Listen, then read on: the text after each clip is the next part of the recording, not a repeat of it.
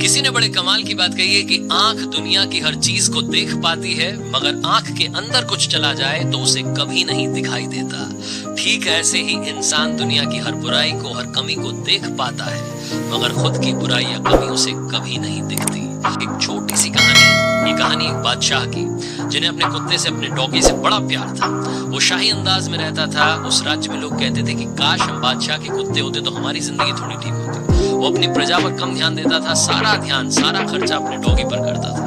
इतनी मोहब्बत उसे उस डॉगी से थी। कुछ लोग मिसाल दिया करते थे कि जानवरों से प्रेम करना हो तो बादशाह से सीखिए। बादशाह जहां भी जाते थे, जिसमें मीटिंग में जाते थे, पॉलिटिकल मीटिंग हो या कहीं प्रजा के सामने मीटिंग हो, हर जगह पर अपने डॉगी को साथ में रखते थे। दरबार में भी वो बैठा करता था। एक बार उन्हें किसी दूसरे राज्य के राजा से मिलने के लिए जाना था। समुद्री रास्ता था, नाव में सवार हुए, और जब नाव में सवार हुए तो बादशाह के साथ में कुछ सैनिक थे, उनके कुछ मंत्री थे, और उनके अलावा कुछ पैसेंजर्स भी उस नाव में बैठे हुए थे। अब बादशाह जहाँ जाते थे वहीं पर वो डॉगी जाता था, तो डॉगी भी नाव में बैठा हुआ था। ये उस कुत्ते के लिए पहला सफर था जब वो समुद्री रास्ता तय कर रहा था, नाव में बैठा था।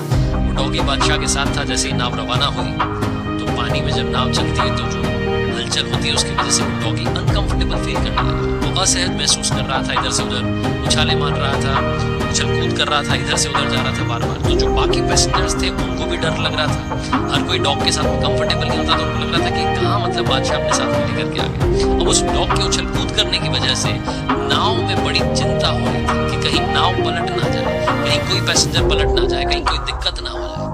हर कोई चाह रहा था कि काश ये बात बादशाह समझ ले, लेकिन बादशाह को शुरू में बड़ा अच्छा लग रहा था। वो बोल रहे थे, अरे वाह, हमारा डॉगी कितना प्यारा है, खेल कूद रहा है।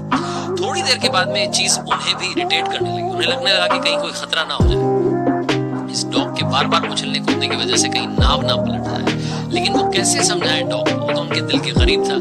वो जो पैसेंजर्स बैठे हुए थे उनमें एक फिलोसोफर बैठा हुआ था, एक दार्शनिक बैठा हुआ था। उस फिलोसोफर ने सोचा, हिम्मत की और जाकर के बादशाह के पास गया और बोला कि गुस्ताखी माफ हुजूर, लेकिन हमें कुछ ना कुछ करना होगा, वरना जो आपका प्यारा डॉगी, आपका प्यारा कुत्ता है, ये हम सबको मुसीबत में डाल देगा, ये नाव पलट जाएगी।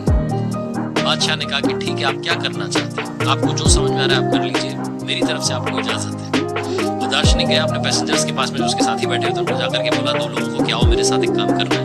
उन तीनों ने मिलकर के उस डॉग को पकड़ा और समुद्र में फेंक दिया।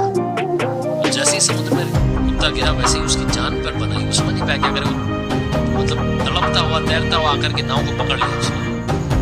थोड़ी देर तक वो नाव को पकड़ करके नाव चलती रही, उसके साथ में रहा। उसके बाद में दार्शनिक जो था, फिलोसोफर जो था, उसने अपने साथियों से कहा कि भाई काम करते इसको वापस उठा करके नाव में ले आते। वापस से उन तीनों ने मिलकर के उस डॉग को उठाया और नाव में बिठा दिया। वो जो शाही डॉग था, जो कि बादशाह का बड़ा प्यारा था, जो उछल कूद रहा था, वो चुपचाप से नाव में जाकर के कोने में बैठ गया।